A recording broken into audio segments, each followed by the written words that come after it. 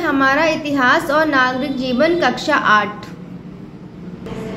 पाठ है 4। भारत में कंपनी राज्य का प्रभाव। अंग्रेजों ने भारत के विशाल साम्राज्य पर कब्जा जमाने के बाद उस पर नियंत्रण रखने और शासन चलाने के तरीके तैयार किए। प्लासी के युद्ध 1757 ईस्वी से प्रथम स्वतंत्रता संग्राम 1857 ईस्वी की 100 वर्ष की लंबी अवधि के दौरान भारत पर कंपनी की पकड़ को बनाए रखा और उसे सुदृढ़ करने की प्रशासनिक नीति में अक्सर बदलाव आता रहा। अंग्रेजी शासन का प्रशासनिक ढांचा इन्हीं उद्देश्यों को पूरा करने के लिए बनाया गया था। सबसे अधिक जोर कानून और व्यवस्था को बनाए रखने पर दिया जाता था, जिससे बिना रुकावट के भारत के साथ व्यापार किया जा सके तथा उसके भौतिक एवं प्राकृतिक संसाधनों का अधिक से अधिक अपने लाभ के लिए उपयोग किया जा सके। बंगाल में दोहरी शासन व्यवस्था। बंगाल पर नियंत्रण होने के बाद लॉर्ड क्लाइव ने बंगाल में दोहरी शासन व्यवस्था प्रारंभ की। इस व्यवस्था में कंपनी के पास राजस्व वसूली का कार्य था और नवाब के पास राज्य की कानून व्यवस्था तथा राज्य के विकास कार्यों की जिम्मेदारी थी। कंपनी के पास अधिकार थे परंतु कोई दायित्व नहीं, जबकि नवाब के पास दायित्व थे परंतु अधिकार नहीं। इसी दौरान 1769 से 70 ईस्वी में अकाल पड़ने के कारण बंगाल की जनता की कठिनाई और भी बढ़ गई। जनता को राहत पहुंचाने का कोई कार्य नहीं किया गया था। इससे इंग्लैंड में कंपनी की बहुत आलोचना हुई, परंतु कंपनी के अधिकारी अधिक धन कमाने में लगे रहे। सोचिए और बताइए, यदि आप नवाब की जगह होते तो क्या ऐसे में विकास के कार्य करवा सकते थे? कंपनी के अधिकारियों को कीमती उपहार में काफी धन प्राप्त हो रहा था। निजी व्यापार से भी वे काफी धन कमा रहे थे। कंपनी के अधिकारियों के भ्रष्टाचार को देखकर ब्रिटेन वासी मांग करने लगे कि कंपनी अधिकारियों की नियुक्ति में योग्यता के मापदंड निश्चित किए जाए तथा कंपनी के अधिकारियों से आय व्यय का लेखा जोखा लिया जाए। इन भ्रष्ट अधिकारियों के कारण कंपनी घाटे में जा रही थी। अब ऐसी स्थिति आ गई थी कि कंपनी को व्यापार करने के लिए ब्रिटिश सरकार से लगभग 10 लाख पाउंड ब्रिटिश मुद्रा के ऋण की मांग करनी पड़ी। ऐसी स्थिति में ब्रिटेन की संसद में इस बात की जोरदार मांग होने लगी कि कंपनी एवं उसके अधिकारियों के कार्यों की देखरेख, उनके लेखे जोखी, उनकी योग्यता, नियुक्ति आदि के लिए पूर्व कानून में परिवर्तन किया जाए। साथ साथ कंपनी की गतिविधियां पर प्रभावी सरकारी नियंत्रण के लिए कानून बनाया जाए। ब्रिटेन के नए उद्योगपति जो व्यापार पर कंपनी के एकल अधिकार से असंतुष्ट थे, उन्होंने भी कंपनी के कानूनों में बदलाव का समर्थन किया। इन्हीं कारणों से निम्नलिखित एक्ट धारा बनाए गए। भारत में वैधानिक विकास का प्रारंभ। रेगुलेटिंग एक्ट 1773 ईस्वी। रेगुलेटिंग एक्ट कंपनी की गतिविधियों को नियंत्रित एवं निर्देशित करने के लिए 1773 ईस्वी में रेगुलेटिंग एक्ट बनाया गया। कंपनी के डायरेक्टरों से कहा गया कि वे कंपनी के राजनैतिक, व्यापारिक, असैनिक, सैनिक और राजस्व संबंधी सभी तथ्य ब्रिटिश संसद के सामने रखा करें। कंपनी के अधिकारी अतिरिक्त धन न कमाए, इसके लिए यह आवश्यक हो गया कि इंग्लैंड वापस लौटने पर अपनी संपत्ति का ब्यौरा दे। इस एक्ट के अंतर्गत बंगाल के गवर्नर को कंपनी के संपूर्ण भारतीय क्षेत्र का गवर्नर जनरल नियुक्त किया गया। उसकी मदद के लिए 4 सदस्यों की एक परिषद बनाई गई। न्याय व्यवस्था को पुनर्गठित करने के लिए कोलकाता में एक सर्वोच्च न्यायालय स्थापित किया गया। दूसरा है पिट्स इंडिया एक्ट 1784 ईस्वी। पिट्स इंडिया एक्ट ब्रिटिश संसद ने 1784 ईस्वी में एक नया कानून पारित किया जो पिट्स इंडिया एक्ट कहलाया। इस अधिनियम के द्वारा ब्रिटेन में एक नियंत्रण परिषद, बोर्ड ऑफ कंट्रोल की स्थापना हुई। इस परिषद के द्वारा ब्रिटिश सरकार को भारत में कंपनी के सैनिक, असैनिक तथा राजस्व संबंधी मामलों में एकाधिकार प्राप्त हो गया। गवर्नर जनरल को भारत स्थित सभी ब्रिटिश फौजों का मुख्य सेनापति बनाया गया। व्यावसायिक मामलों में कंपनी की स्थिति यथावत रखी गई। इस कानून के द्वारा ही प्रशासनिक ढांचे का निर्माण किया गया, जिसके आधार पर 1857 ईस्वी तक भारत में कंपनी का शासन चलता रहा। ब्रिटिश संसद ने कुछ चार्टर एक्ट पास किए जो निम्नलिखित है। इससे पहले एक बार ये चार्ट देख लेते हैं। गवर्नर जनरल बंगाल, इसमें क्या आते हैं, 2 लोग आते हैं, गवर्नर चेन्नई के हैं और गवर्नर मुंबई के हैं। इनके अंडर ये क्या है, रेगुलेटिंग एक्ट के तहत चेन्नई, मद्रास और मुंबई की प्रेसिडेंसियों को गवर्नर जनरल बंगाल के अधीन कर दिया गया। इन दोनों को इनके अधीन कर दिया गया। अब हम आते हैं आगे अपने जो पढ़ रहे थे उसी पर वापस। एक्ट एवं वर्ष और क्या अधिकार थे इस एक्ट के अंदर। चार्टर एक्ट 1793 ईस्वी। इस एक्ट से गवर्नर जनरल और गवर्नरों को ये अधिकार प्राप्त हो गया कि वे अपनी परिषदों के फैसलों को बदल सकते हैं। इसके अनुसार मुंबई तथा चेन्नई की सरकारों पर गवर्नर जनरल का नियंत्रण भी बढ़ा दिया गया। Charter act 1813। इस एक्ट से चाय के व्यापार को छोड़कर कंपनी तथा व्यापारिक एकाधिकार समाप्त कर दिया तथा सभी ब्रिटिश निवासियों को भारत से व्यापार करने की स्वतंत्रता मिली।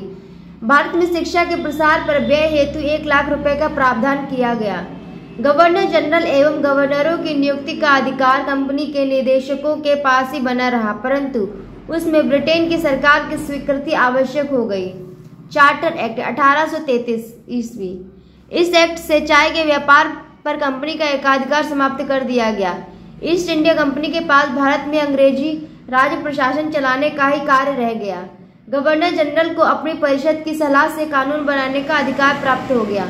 मुंबई तथा चेन्नई की सरकारों से कानून बनाने का अधिकार छिन गया। चार्टर एक्ट 1853 ईस्वी।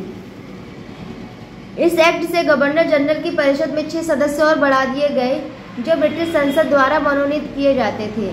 परिषद ने कानून बनाने वाली व्यवस्थापिका का भी रूप धारण कर लिया। इससे कंपनी शासन पर ब्रिटिश सरकार का नियंत्रण और अधिक बढ़ गया। कंपनी ने सरकार की सेवा के उच्च पदों पर नियुक्ति हेतु नागरिक सेवा सिविल सर्विस प्रतियोगिता परीक्षा की व्यवस्था भी की। इस प्रकार उक्त सभी चार्टर अधिनियमों चार्टर एक्ट्स का परिणाम यह हुआ कि भारत में अंग्रेजी राज पर कंपनी के निदेशकों के प्रशासनिक अधिकार घटते गए और धीरे धीरे उस पर ब्रिटिश सरकार का वास्तविक नियंत्रण स्थापित हो गया। कंपनी शासन के 3 मुख्य आधार थे, नागरिक सेवा, सिविल सर्विस सेवा तथा पुलिस और न्याय व्यवस्था। ब्रिटिश भारत में हर जिले में राजस्व वसूली के लिए एक कलेक्टर, कानून व्यवस्था बनाए रखने के लिए एक पुलिस सुपरिटेंडेंट, अधीक्षक और न्याय व्यवस्था के लिए एक जज होता था। ब्रिटिश भारत में इन पदों पर भारतीयों की नियुक्ति नहीं हो सकती थी। कंपनियों के शासकों ने हिंदुओं और मुसलमानों के व्यक्तिगत कानूनों, रीति रिवाजों, विवाह आदि से संबंधित कानूनों में हस्तक्षेप करना उचित नहीं समझा। उनके लिए पूर्व प्रचलित कानूनों के आधार पर न्याय किया जाता था। 1774 ईस्वी में सुप्रीम कोर्ट की स्थापना हुई। उसके पश्चात प्रांतीय तथा जिला अदालतों की भी स्थापना की गई। इस न्याय व्यवस्था में कानून के अनुसार न्याय किए जाने पर बल दिया गया, किंतु यूरोपीय और भारतीयों के लिए समान कानून नहीं थे। उनके न्यायाधीश भी अलग होते थे। उच्च प्रशासनिक अधिकारियों का प्रशिक्षण। प्रशासन की जिम्मेदारियां बढ़ती गई तो यह महसूस किया गया कि प्रशासनिक अधिकारियों को भारत की शासन व्यवस्था, समाज व्यवस्था, भाषाओं तथा परंपराओं से भली भांति परिचित होना चाहिए। इन विषयों की शिक्षा देने के लिए 1801 ईस्वी में कलकत्ता में फोर्ट विलियम कॉलेज की स्थापना की गई। सन 1853 में नागरिक सेवा में भर्ती होने के लिए भारतीयों के लिए नागरिक सेवा प्रतियोगिता आरंभ की गई। उसकी परीक्षा इंग्लैंड में होती थी। 1853 में इस प्रतियोगिता में प्रवेश की उम्र 23 वर्ष थी, किंतु 1863 में प्रवेश की उम्र 23 से घटाकर 21 वर्ष तथा 1876 ईस्वी में 21 वर्ष से घटाकर 19 वर्ष कर दी गई। इस परीक्षा का माध्यम अंग्रेजी भाषा थी। इस कारण भारतीयों के लिए नागरिक सेवा में चयन कठिन हो गया। शिक्षा और व्यापारिक सुधार। अंग्रेजों ने 1781 ईस्वी में कोलकाता में एक मदरसा और 1792 ईस्वी में बनारस में एक संस्कृत कॉलेज की स्थापना की। विलियम्स जोन्स ने एशियाटिक सोसाइटी नामक संस्था की स्थापना की, जिसका उद्देश्य प्राचीन भारतीय इतिहास व संस्कृति की जानकारी कराना था। महान समाज सुधारक राजा राम मनोहर राय भारतीय समाज में बदलाव लाना चाहते थे। वे यह मानते थे कि भारतीय नए ज्ञान, विज्ञान, तकनीकी आदि को सीखे, जिसके लिए अंग्रेजी सीखना अनिवार्य था। उन्होंने अंग्रेजी सरकार को चिट्ठी लिखकर अंग्रेजी शिक्षा की मांग की। हमें पता चला है कि सरकार पंडितों के संरक्षण में एक संस्कृत पाठशाला खोल रही है, जिसमें ऐसा ज्ञान दिया जाएगा जो भारत में वैसे ही चला आ रहा है। ऐसी पाठशाला युवाओं के दिमाग में सिर्फ व्याकरण के बारीक नियम और दूसरे लोग का ज्ञान भर सकती है और ऐसा कुछ नहीं दे सकती जो विद्यार्थी या समाज के लिए व्यवहारिक रूप से उपयोगी हो। चूंकि सरकार का उद्देश्य स्थानीय लोगों को बेहतर बनाना है, इसलिए ये गणित, दर्शन शास्त्र, रसायन शास्त्र, शरीर रचना शास्त्र और दूसरे उपयोगी विज्ञान को बढ़ावा दे। यह काम यूरोप में शिक्षित व्यक्तियों को नियुक्त करके और पुस्तकों व उपकरणों से सुसज्जित कॉलेज बनाकर पूरा किया जा सकता है। कलकत्ता, 11 दिसंबर 1823, राजा राम मोहन राय। उधर अंग्रेज सरकार खुद समझने लगी थी कि अगर उसे भारत में लंबे समय तक शासन करना है तो अंग्रेजी पढ़े लिखे लोगों की बहुत जरूरत होगी। यह सोचकर अंग्रेज सरकार ने भारत में अंग्रेजी शिक्षा फैलाने की योजना बनाई। फलता, सन 1835 में सरकार ने लॉर्ड मैकाले के नेतृत्व में अंग्रेजी माध्यम से यूरोपीय ढंग की शिक्षा प्रणाली अपनाने की नीति घोषित की, जिसके तहत फारसी का स्थान अंग्रेजी ने ले लिया। अंग्रेजी शिक्षा की मांग बढ़ती गई। भूमि सुधार, अंग्रेज भारत अपनी आमदनी बढ़ाने के लिए मालगुजारी, भूमिकर वसूल करने के तरीकों पर भी विचार करने लगी। वॉरेन हेस्टिंग्स ने यह नियम बनाया कि गांवों की मालगुजारी वसूल करने के लिए किसी को ठेका दे दिया जाए और यही मालगुजारी वसूल करने वाले का काम ठीक न हो तो दूसरे व्यक्ति को यह काम सौंप दिया जाए। लॉर्ड कॉर्नवालिस ने इस प्रथा में निम्न सुधार किए। 1. स्थायी बंदोबस्त लागू। उसने अधिक से अधिक मालगुजारी वसूल करके देने वाले को नीलामी बोली के आधार पर उन्हें तथा उनके पुत्रों को आजीवन स्थायी रूप से उस गांव का जमींदार घोषित कर दिया। यही जमींदार प्रथा या स्थायी बंदोबस्त कहलाता है। अब यही लोग जमीन के मालिक हो गए, किंतु यह स्वामित्व तो अभी तक रहता जब तक भी मालगुजारी देते रहते। उन्हें जमीन जोतने, बोने और काश्तकारों को हटाने और उनसे जमीन छीन लेने का भी अधिकार था। यह प्रथा बंगाल, उड़ीसा और अवध प्रांतों में प्रारंभ की गई। 2. रैयतवाड़ी प्रथा। दक्षिण भारत के मद्रास प्रांत में मालगुजारी देने का उत्तरदायित्व रैयत काश्तकार को सौंपा गया। मालगुजारी की धनराशि लगभग 30 वर्ष के लिए निश्चित कर दी गई।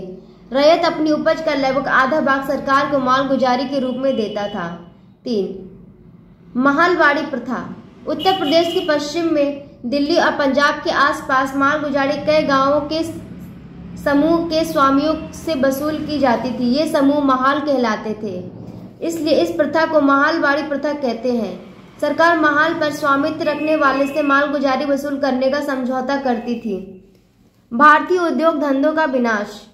अंग्रेज भारत से कच्चा माल, सूत, कपास ले जाते थे तथा मशीनों से माल तैयार करते थे जो कि हाथ से बने सामान से सस्ता होता था। यह तैयार माल को ज्यादा दाम में भारत में बेच देते थे। इसी कारण भारतीय उद्योग इंग्लैंड के उद्योग के समक्ष टिक नहीं पाए। इसी कारण भारतीय उद्योग धंधों का विनाश होने लगा।